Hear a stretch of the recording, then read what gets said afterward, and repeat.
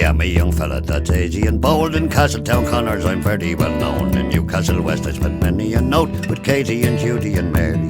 My father rebuked me for being such a rake and spending me time in such frolicsome ways. I ne'er will forget the good nature of Jane, Paga me chewed Maratoshe.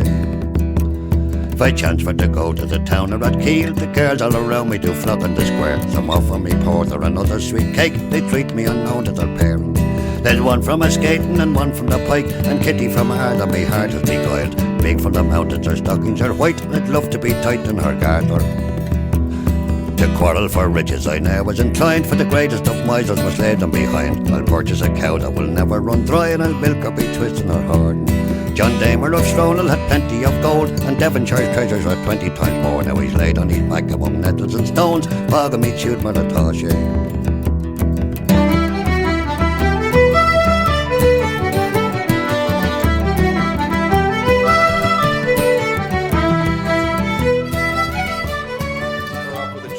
Cheers, buddy. Yeah. All right. Thanks for joining us. This is the Extra Pint Podcast. We're here with head brewmaster, master brewmaster? I'll just go head brewer. Head brewer at Indian Ladder Farm Cider and Brewery, Scott Velman. Yep. Thanks for being here, and thanks for being a part of our tournament, Indian Ladder Farms and Indian Ladder Farms Cider and Brewery. This is such a great place for so many reasons. I know in my lifetime, Indian Ladder Farms has been here in the capacity of like, come here, enjoy the farm, pick your own apples, pick your own fruits. We remember going to field trips here when I was in elementary school. It was always an awesome place. Cider donuts, big draw. But I know, like in the area and surrounding area, it is kind of a tourist attraction. People do come from miles around and have been for years to come and enjoy this property. And I know over the years it's expanded with new things to do and more experiences that Indian Ladder Farms has provided. And then, we're going to get into this a little bit, but then the birth of the cidery and brewery came to fruition about 10 so years ago. Yeah, just about 10 years. Around there. And that's when you enter in the picture. But just for like listeners at home and people coming to the U.S. Open, what's like, do you have like any kind of, I know like Dieter knows much more, who is the co-owner operator of Indian Ladder Farms and owner-operator of Indian Ladder Farms Cider and Brewery. He can't be with us today, but from what you know, do you know like the brief history of this place, like how far it goes back? Let's see. It's actually funny you mentioned that, because when we first opened the cider and brewery in 2017, it was they were just having their 100-year anniversary of the farm itself. So yeah, it's been around since 1917, which is pretty sick. 3 or 4th generation, 10 Ikes. They've been running this farm forever. It started out as almost like a dairy farm. The building that we're in, well, actually the location that we're in, there used to be a giant barn here that had a bunch of cows and whatnot, and it had a fire. And the only thing that really survived, I believe, is a silo. Okay. But like if you come up to like where the brewery is, you'll notice that there's a concrete slab, and that was actually the foundation for the original building. And I believe that the foundation inside this building right now is the original foundation. And we're in the Great View Room. What's it called? The Clear Mountain Room. So we've been calling it the Apple Barn for some reason. Was it an Apple Barn? The Apple Barn is the one that's right next to the main market itself, like the utility barn. Gotcha. Okay, so we got it wrong. The Clear Mountain View Room is where we had our finals last year, which is separate from the tap room, which we always have our meet and greet down there on Friday nights. Beautiful space. Like you said, it was revamped from like an old structure into a beautiful, I don't know what you call this. It's a Quonset hut. A Quonset hut. Yep. And you have your brewery, and is the cider? Nope. Up here is just all your stuff, right? This is all just beer up here. All the cider stuff is down in the tap room, but eventually we are doing some construction right across the driveway here for the packaging facility. So a lot of Alex's stuff will be here, but we're going to keep pressing all the apples, and all the juice stuff will be down there, and then maybe some fermentation up here, but basically just for packaging. Oh, okay. That's Yeah. what that new building was. Yeah. Again, you guys are always doing something here. There's always something going on. There is, and like where we at right now, the Clear Mountain Room. You guys, like you built a brand new facility about what, a year and a half ago. Yeah, yeah. And then last year you're building on again, and there's a whole garden in the back called the Pizza Garden, Yep. which hopefully will be operational for the U.S. Open. Yep. And you guys have pizza ovens back there, like converted from old, like, I don't know, what are they? Like missile silos or something? Yeah, missile silo. So we ended up, the guys that did all the infrastructure of this building are very, very handy, as you notice, like with the glass wall and all the framing of that. That's all custom built by these guys, and they're in Burlington Flats, New York, which is out near Norwich, Cooperstown area. And we've had this old fermenter from the Dobler Brewery from the 70s, which was back in downtown Albany. And I think Pete Tenike, the father, he ended up buying it as just having it as like a holding tank, like a water tank or whatever. And they never used it for anything. So Dieter had this great idea. It's like, hey, we want to make like a custom pizza oven, but we want to keep like the brewery and like kind of like this industrial feel. So we decided to chop the top of it, and that's like the shell of the custom pizza oven. And it's a wood pizza oven. Yep, it's wood and propane assist. Oh, okay. Yep. So you can heat it up a lot faster, get your wood all there, but once the wood is in and you have that fire going, you can just kill that propane and it just will retain that heat. Right. And it's the base of it, I believe, is like 7 feet. Oh, so you can put a lot of pizza in there. Yeah, well, it comes out like perfectly crisp. Oh, yeah. It's delicious. But yeah, that's up here, and yeah, so that's like for the history of the farm. That's a pretty good summary. But I know, like you said, I said 10 years ago, but it's been what, like 7. When did the brewery come into play? That was 2017 is when the brewery came into play. Dieter started having a hop yard. The hop yard is over 10 years old for sure. So he started out just growing hops.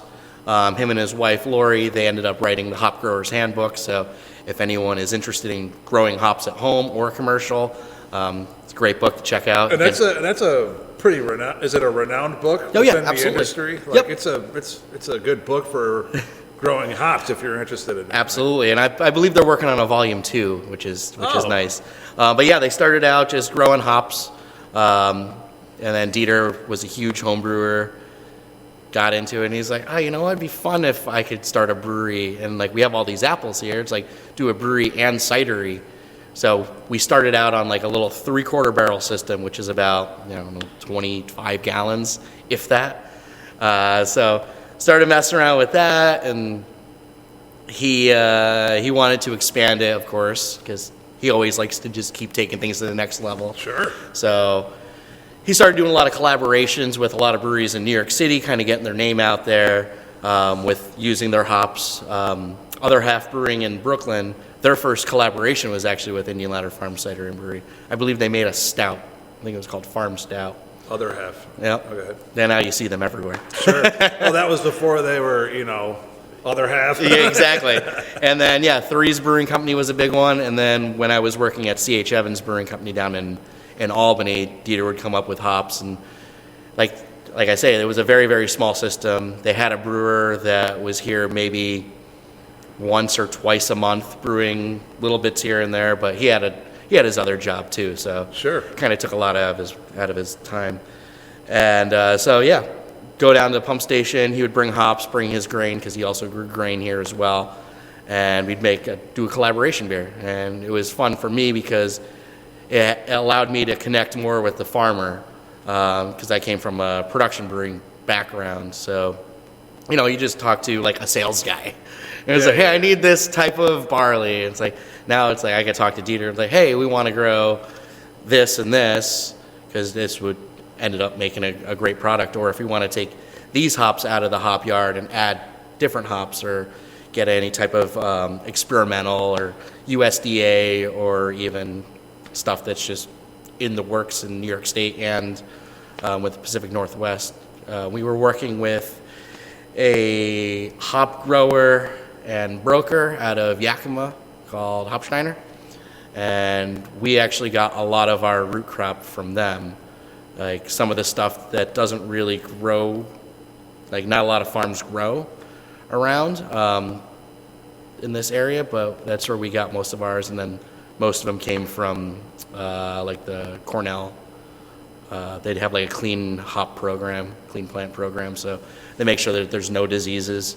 But we have had some disease stuff come in from Pacific Northwest, but it's also like trial and error, or denial and error, as I like to say. When you say diseases from the rhizomes that are coming over, you plant them at your hop field, and then they affect your whole line. Yep. Or some of your line. Yep, Right? and then we can also adjust our spray program. Like our big thing that we have here is downy mildew, which will affect the like the hop cones themselves and the leaves, and you'll notice because they'll be a little bit brown, and that's kind of what we get around here is downy. It kind of messes with the hop profile a little bit. If you catch it just right, you can spray for it. Not really sure what they spray for, but when they spray it, it'll kind of hold back that downy, but it's pretty interesting. I know you got a tattoo of a hop on your, where is it? It's on my hand. That's where it is. It's on my hand. Good. But I remember when you're croaking all that, I see it sometimes. Yeah. What is that hop? So this is one of our proprietary hops that was originated in, well, we sent it out for analysis to see what the pedigree is, because anytime people find feral or wild hops in this area, it always links back to like an older variety of cluster or fuggle, which are English varietals. This has come back as unknown, so it's got an unknown pedigree, and it's actually the Helderberg hop. Did you guys name it? Yep. Well, originally it was Dan Driscoll. Okay. He had a farm up in Knox, not far from where our parents live, that way back when this whole area was a huge hop growing region. He still had some that were still just floating around randomly in the side yard, like the side part of his farm. And he brought some rhizomes down to Dieter, and we still grow it to this day, and it's delicious, and it's very nice. What are the attributes of it? It varies season to season. Sometimes you can get like this crazy pineapple and like citrus fruit, but most of the times we'll get a little bit of that grassiness with a ton, like just a hint of tropical, which makes it very, very unique. And like we've actually brought this hop to not only this brewery that we're drinking, but we've actually brought it to New Belgium. We did a collaboration with them, and they were just blown away. They're like, I've never brewed with anything like this. It's very, very unique. Is it like a finishing hop, or is it like Yeah, you yeah. put it in the beginning of the boil? Nope, this is definitely a finishing one. Okay. The alphas are pretty low on it. They're anywhere from like, once again, season dependent, anywhere from like 5 to 7% alphas. So you get some sort of bitterness, but not a lot. But they do have a lot of oil and a lot of oils and thiols that are locked in there. For people who don't know or aren't familiar with brewing, like, what's the difference between hops? Is it like a kettle hop and then a finishing hop? What do you? Well, usually, like when you add hops to your boil or whatnot, like you'll add it during the beginning, and that's where you get your bitterness. And then near the end, I usually say around the last 15, 20 minutes of your boil, when you add your hops and you're starting to extract more of the flavor and the aroma. And then the further you go in to the end of the boil, that's where you can get more aromatics. Right. So, like when you put the hops in the brewing process, the earlier you put them in the boil, the more you're gonna like not taste but like feel the bitterness. Yep. And towards the end of the boil, you're gonna smell and really pick up the taste of the different attributes of the hop. Absolutely. Right? Yep. So yeah, so it is more of a finishing hop rather than a kettle hop. Yep. So like if you drink, hazy IPAs, you notice that they're not super bitter. They'll do just they'll add a little bit of hops at the beginning of the boil, maybe like 10 IBUs or whatnot, just to give it just a little bit of bitterness to counterbalance the sweetness of the malt. And then you'll notice that those beers are very, very aromatic and flavorful because they focus more on late addition hopping Right. and, of course, with dry hopping. Is the IBU, the International Bittering Unit That is true. scale, Yeah. is that necessary? Because like you said, like you could be like, has a high IBU, Mm-hmm. but it's not bitter. Like does that work?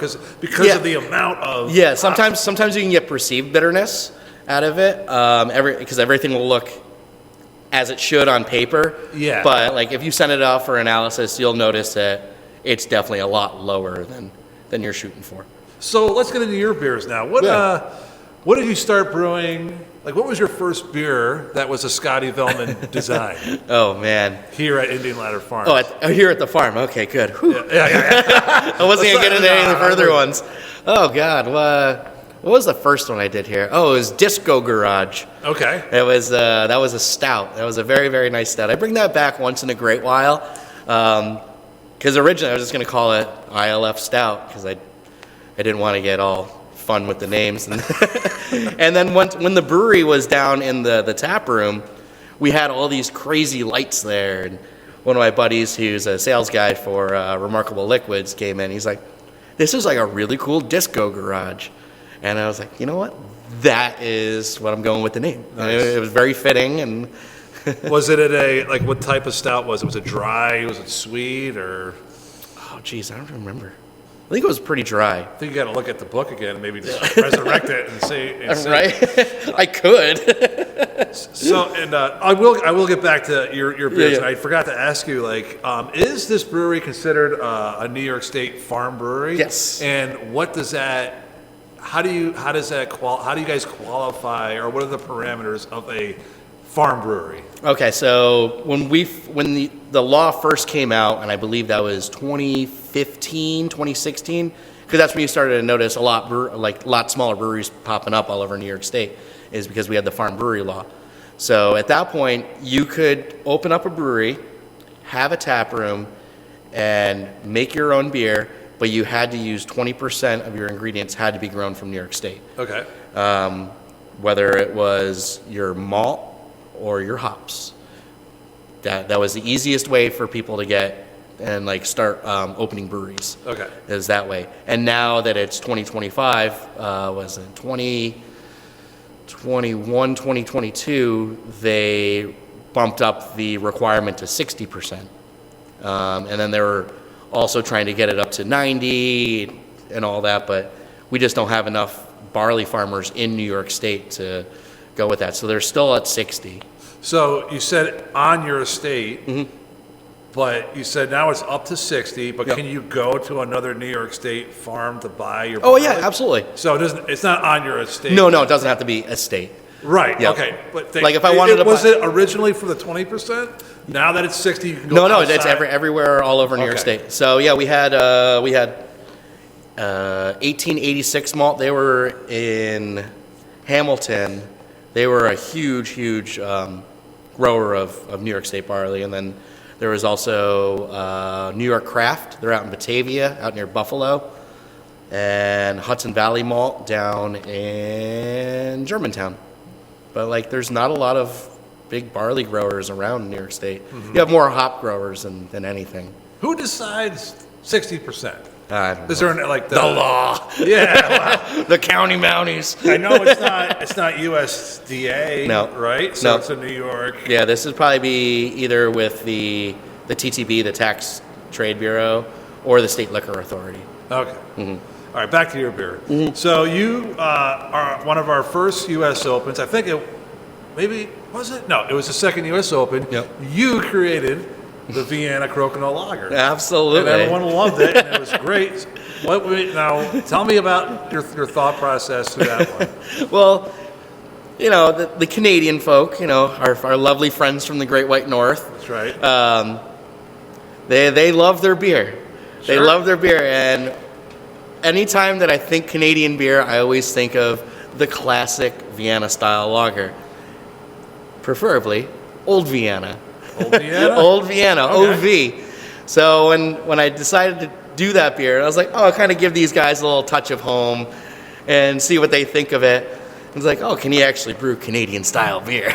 Sure. And yeah, just kind of went from that because it's such a fun, unique style that is kind of lost in translation a little bit. Like, you don't really have a lot of breweries that still make Vienna lagers. I think the most famous one is Boston Lager from Sam Adams. But like, if you go to small breweries, like, you'll rarely find a Vienna-style lager.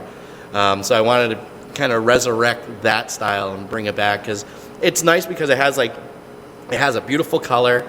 It has the perfect amount of maltiness and bitterness, and very, very easy to drink. I believe it was like 5% or something like that. I remember when you guys were a sponsor. You guys were a sponsor for us from the beginning, and we had shirts made. We had your logo on the back. We said Crokinole Fuel provided by Indian Ladder Farms, because that's what it is. It's Crokinole Fuel. Yep. Especially Especially for our club, man. Like we like to drink some beers, hang out, and flick them, and so it fits so well into that. And then, so you made your Crokinole Vienna Lager. Artwork on it was from someone from Indian Ladder Farms, right? The dogs playing. Yeah, it was John Schumacher. Okay. He's actually the one that tattooed my hand. Oh, okay. He's a great tattoo artist. He did some work in this building with, I don't think on this side, but on the other side. He did all the flooring and whatnot, but he was a really cool dude. He did, the other labels he did was 74 Coup d'Or. My favorite one, the original one, was Orange Whip. Oh, I love Orange Whip. He made that label as well. And then Princess Pilsner, which is basically just a character version of my wife. For Renfest. All great beers, by the way. Yeah. But yeah, like going back to that label, the Crokinole label, it was pretty cool because Dieter had this grand idea of like the dogs smoking cigars and playing poker. Right. So we wanted to kind of do our own little take on it, and have dogs playing Crokinole. Right. So it's the dogs that are on there is Dieter's dogs, Moby and Zeke, my dog, rest in peace, Ninkasi, and John's dog, which I forgot his dog's name.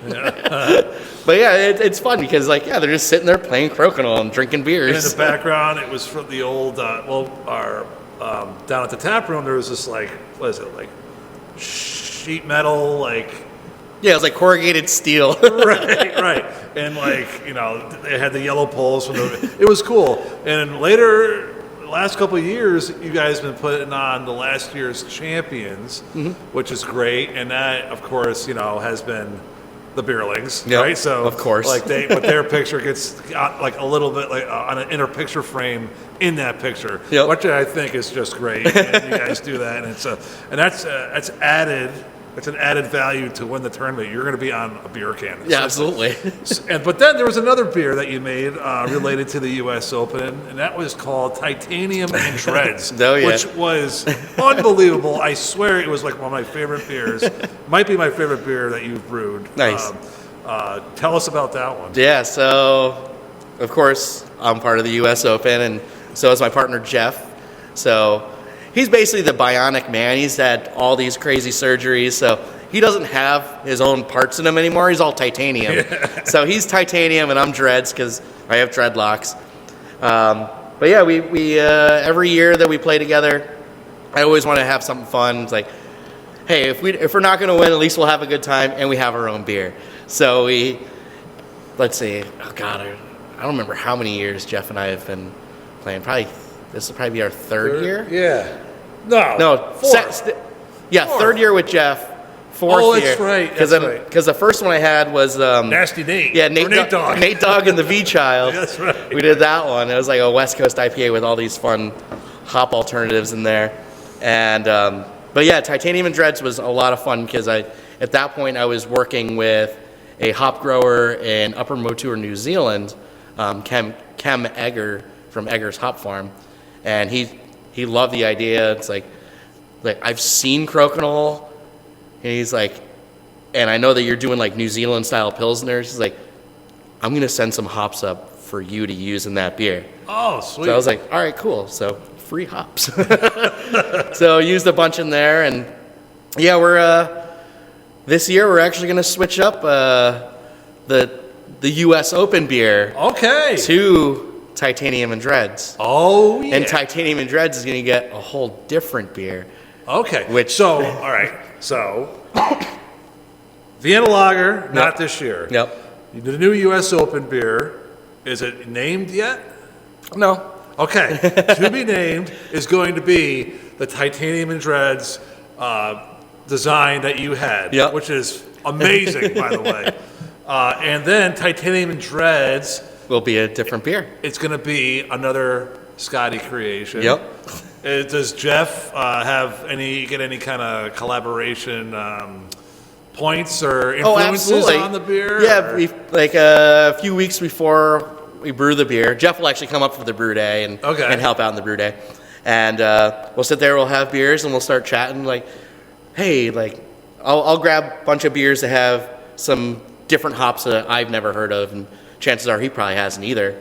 So we have all these and we'll kind of do like a ghetto blend. So we can blend beers together, and it's like, okay. Or Do you guys actually physically blend the beers in your cups and just, I want a little bit of this aspect and a little bit and of then that's where my creativity comes along, and it's like, okay, how can I replicate what's in that glass right now? Okay. Has that process happened yet? Not yet. Okay. Not yet. So Jeff's got to get down here, and man, well, it's just going to be a long. Like I know you prefer to brew lagers more than ales. Yep. Is that accurate? Yep. Why? Why? Yeah. I like lagers. And the whole lager train is starting to move forward in the craft beer scene. And before I worked here, and my previous brewer, like my first brewery I worked at, I was part of the R&D team. So we'd always have to stay on top of what was the new trends that were coming up, so that way we stayed relevant. Whether it was using hops that don't have a name, they just have a number, or using ingredients, or seeing where the beer trends are going. Is the Lupien powder train still going? Was that ever a thing? Or? That was a thing for a short period of time, but it's actually gone now? It's actually gone. Like it's more in depth now than it's ever been. So now, How much more expensive? That's expensive. oh, that's expensive stuff. That's like you're talking Lupien. Tell everyone what Lupien. Yeah, so lupulin is they're like if you see a hop cone and you rip it open, you have those little yellow. They kind of look like beads. Sure. But those are all where your essential oils are, and that's known as your lupulin. So that's what has all your bitterness, all your oils, all your terpenes that you're looking for. They're all in those little things. You're separating that from the vegetation of the hop, right? Correct. Yep. Okay, so and the vegetation anything would make it more bitter, right? Yep. So you're kind of extracting flavor out of the hop. Yep. That's what Lupien powder. Yeah. Okay. And so nowadays, well, how people were doing it before is they would pick as they would normally through their machines. They would take those whole cones and then they'd flash them with liquid nitrogen and send them into a tumbler. And while it was freezing, all the lupulin glands would fall out and they would be collected. All right. And now they're starting to move into doing more cryogenic stuff, even using the plant material as well. So they're grinding everything up. Basically, what they would do to make like a powderize it for making pellets or whatnot, they would do that same process, but then they would flash freeze it as well. So any really interesting little bits can fall out. Okay. And they've gone into making pourable liquids now, where you're like, How do you feel about that? I think it's all right. There's a time and place for it. Right. But I think, I don't know. Like if you're doing like a seltzer or whatnot, or trying to do an NA beer, Yeah. that's where those come in handy because there is no plant material on there. So that means if you had plant material, there could be some yeast living on there. And when you're making like an NA beer or anything like that, there could be any type of sugar anywhere in the process that maybe didn't get cleaned properly. And then that could start fermenting. And then you get over your 0.5% that you're trying to stay under. At that point, it just turns into a low alcohol beer. But people want to go for the NA. And if you have like that pourable stuff or any of those other hop products, like it works great. Well, I mean, I think it's cool too, but like I was just wondering, like the price. I mean, you said it's a time and a place, No, but yeah. like the price of it seems. I haven't. I mean, I used to homebrew, and it wasn't around when I was homebrewing. Yep. But I would probably buy some just to try it out. Yeah, But just I give it wonder- hell. And I'd probably get killed. They'd probably like to steal from me. You know? Oh, yeah. And I still pay it. But like as a professional brewer, I always wonder if like, the professional brewers like do that type of stuff? And Oh, of course. Yeah. Yep. Okay. Of course. Especially like if you're on a big system and you're dry hopping, I don't know, maybe something ridiculous like 7 or 8 pounds a barrel. If you go heavy with like the lupulin powder or any of these cryogenic hops, like hop products, you don't have to use as much hops. So you actually have less loss, better efficiency, but you're still paying the price of that. Because I think for like cryo hops, you're looking at anywhere from $25 to $35 a pound. And some of the pourable stuff comes in like a 1 kilo container, and you're paying almost $300 for it. Yeah, that affects the consumer. Yeah, too, absolutely. right? And people are like, man, why is my pint of beer like $10? Like, yeah. there's a reason for that. It's like I gotta eat too, man. Yeah, exactly. All right, so we're coming up to like a half an hour, keeping it, kind of short. I want to thank you for being with us and taking time out of your day. No problem. You're supposed to be playing. You would play in our singles tournament, which is tomorrow. That's but tomorrow. You have to travel to Cooperstown Yeah. to see your buddy's band.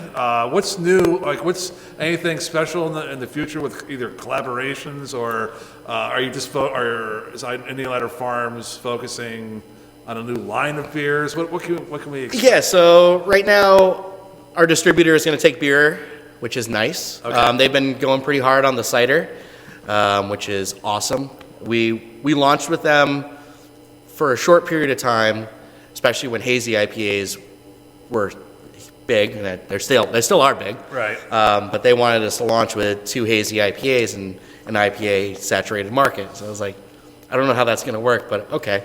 We'll see how that goes. And then we kind of just like pulled back from that, rethought it, and came back at them with the second thing. It was like, hey, craft lagers are going to be a thing.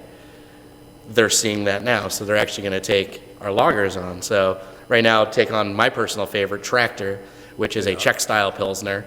They're going to take on... The Cutador was great. The Cutador is awesome. That's an American light lager. Yeah. It's perfect. I love it. They're taking on La Macchina, which is an Italian-style Pilsner, which is a made-up style. Why? How's it made up? Because it's craft beer. You have to make up stuff all the What'd you time. make up? What's made up? about So it's basically a German-style Pilsner. It's just dry hop. That's all it is. It's dry hopped with what? What hop? It could be German hops, it could be French hops, anything around like Italy. Okay, so for people, like those hops aren't necessarily high in bitterness, right? Yeah. They're just, And they're kind of have like this like floral, spicy grassiness. Not citrus, Yep. not fruit, and not, what the hell is the word? Juicy, right? Exactly. I hear more people say fucking juicy about their beer. Like, smack 'em. It's Sick of juicy. It's juicy and hazy. I'm like, oh, cool. All right, one last question. Who's going to win the U.S. Open? Oh, God. Besides everyone that's going to come. And Yeah, enjoy right? it. Everyone's going to win.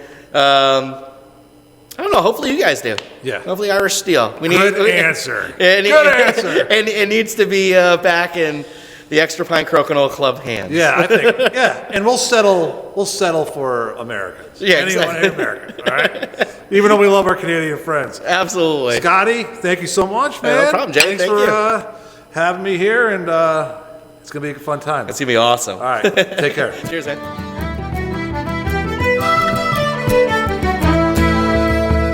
If I chance for to go to the market of Croom with a cock and me hat and me pipes in full tune, I'm welcome at once and brought up to a room where Baggins is sporting with Venus. There's Peggy and Jane from the town of Brewery, and Biddy from Bruff, and we all on the spree. Such a combing of locks as there was about me, bog me shoot Maratashi. There's some say I'm foolish and more say I'm wise, but being fond of the women I think it no crime, for the son of King David had 1,000 wives and his wisdom was highly regarded. And when I'm laid out and me soul is at peace, those women will comfort to cry at me wake. Their sons and their daughters will offer up prayers to the Lord for the soul of their father.